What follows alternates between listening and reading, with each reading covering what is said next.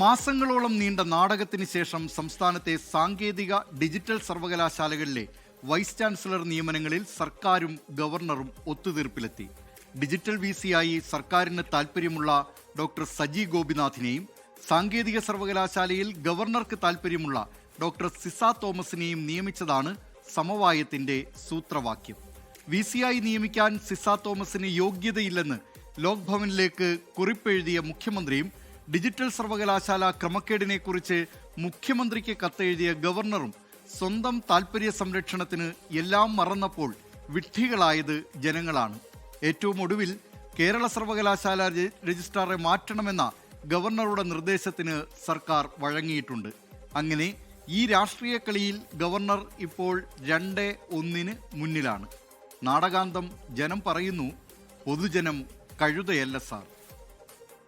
തർക്കങ്ങളെല്ലാം കഴിഞ്ഞ് സംസ്ഥാനത്തെ ഡിജിറ്റൽ സാങ്കേതിക സർവകലാശാലകളിൽ സ്ഥിരം വിസിമാരെ നിയമിച്ചിരിക്കുന്നു. നല്ലത് തന്നെ. സംസ്ഥാനത്തെ എഞ്ചിനീയറിംഗ്, ഡിജിറ്റൽ സയൻസ് വിദ്യാർത്ഥികൾക്ക് ഏറെ ആശ്വാസകരമായ തീരുമാനമാണിത്. എന്നാൽ സമരനാടകങ്ങളും അഴിമതി ആരോപണങ്ങളും നിയമയുദ്ധങ്ങളുമെല്ലാം കഴിഞ്ഞ് ഗവർണറും സർക്കാരും എല്ലാം കബൂലായി എന്ന് പ്രഖ്യാപിക്കുമ്പോൾ ചില ചോദ്യങ്ങൾ അവശേഷിക്കുകയാണ്. ലോക് ഭവനും സർക്കാരും അതിന് മറുപടി പറഞ്ഞേ തീരൂ. ഡോക്ടർ സിസ തോമസിനെ സാങ്കേതിക സർവകലാശാലയിലെ താൽക്കാലിക വിസിയായി നിയമിച്ചപ്പോൾ എന്തൊക്കെയായിരുന്നു പുകിലുകൾ? സിസ തോമസിനെ സർവകലാശാലയിൽ പ്രവേശിപ്പിക്കില്ല, ഭരണ നടപടികളിൽ അവരുമായി സഹകരിക്കില്ല, സമരം, തടഞ്ഞുവെക്കൽ, മിനിറ്റ്സ് ബുക്ക് മാറ്റൽ, നിയമയുദ്ധം, അങ്ങനെ CPIM-ഉം യുവജന വിദ്യാർത്ഥി സംഘടനകളും പയറ്റാത്ത സമരമുറകളില്ല. അതും പോരാത്തതിന് കോടതിയിൽ പോയും നിയമയുദ്ധം നടത്തി. എന്നിട്ടും ഗവർണർ ആരിഫ് മുഹമ്മദ് ഖാന്റെ പിന്തുണയിൽ ചെറുത്തുനിന്ന ഡോക്ടർ സിസ തോമസ് വിരമിച്ചപ്പോൾ മാത്രമാണ് ചുമതല ഒഴിഞ്ഞത്. വിരമിക്കലാനുകൂല്യം തടഞ്ഞുവെച്ച് സർക്കാരും പ്രതികാരം ചെയ്തു. സിസ തോമസിനെ പിന്നീട് ഡിജിറ്റൽ സർവകലാശാലയിൽ താൽക്കാലിക വിസിയായി നിയമിച്ചപ്പോഴും പോരിന് കുറവൊന്നുമുണ്ടായില്ല. ഒടുവിൽ സ്ഥിരം വിസി നിയമനത്തിന് ഗവർണർ സിസ തോമസിന്റെ പേര് ശുപാർശ ചെയ്തപ്പോൾ നോട്ട് സ്യൂട്ടബിൾ ഫോർ പോസ്റ്റ് എന്നാണ് മുഖ്യമന്ത്രി ഗവർണറെ അറിയിച്ചത്. ഇത്രയൊക്കെ ചെയ്തിട്ടും സിസ തോമസിനെ സ്ഥിരം വിസിയായി നിയമിക്കണമെന്ന ഗവർണറുടെ ശാഠ്യത്തിന് മുന്നിൽ സർക്കാരിനും CPIM-നും വഴങ്ങേണ്ടി വന്നു. അപ്പോൾ ഒരു ചോദ്യം, ഇത്ര എളുപ്പം പ്രശ്നം പരിഹരിച്ച് യോജിപ്പിലെത്താനാകുമായിരുന്നുവെങ്കിൽ എന്തിനായിരുന്നു മാസങ്ങൾ നീണ്ട ഈ നാടകം? സർക്കാർ ഉത്തരം പറയട്ടെ. നിങ്ങളെല്ലാവരും ഇത് ഫോളോ ചെയ്യുന്നവരാണല്ലോ, അറിയാലോ അതിൻ്റെ സ്ഥിതിഗതികൾ.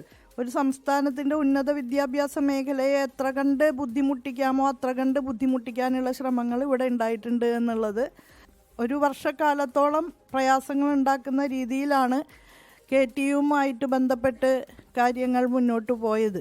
അത് പരിഹരിക്കപ്പെടേണ്ടതുണ്ട് എന്ന് കണ്ടുകൊണ്ടാണ് സുപ്രീം കോടതിയുടെ കൂടെ നിർദ്ദേശം അനുസരിച്ച് ഇങ്ങനെയുള്ള ഒരു അനുരഞ്ജനാത്മക സംഭാഷണത്തിലേക്ക് പോയത് എന്നാണ് എനിക്ക് പറയാനുള്ളത്.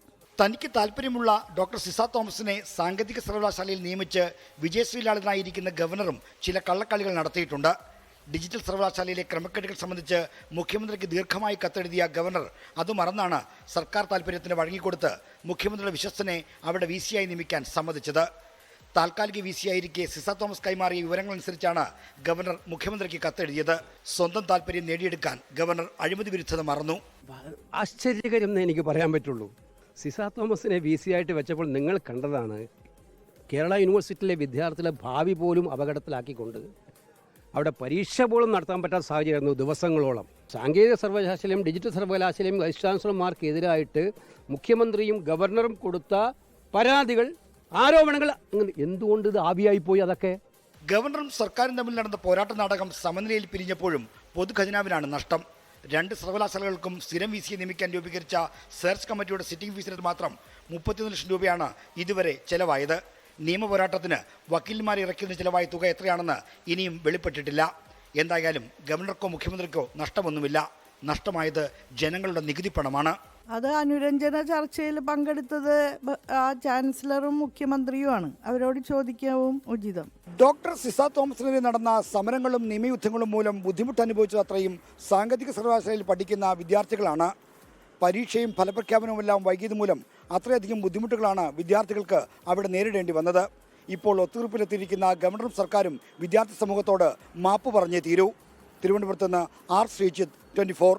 ലോകത്തെവിടെയായാലും ഏത് സമയത്തും 24 വാർത്തകളും ഓഗ്മെന്റഡ് റിയാലിറ്റി പാക്കേജുകളും എക്സ്പ്ലെയിനറുകളും വിശദമായി കാണാൻ ഞങ്ങളുടെ YouTube ചാനൽ നിങ്ങൾക്ക് സബ്സ്ക്രൈബ് ചെയ്യാം.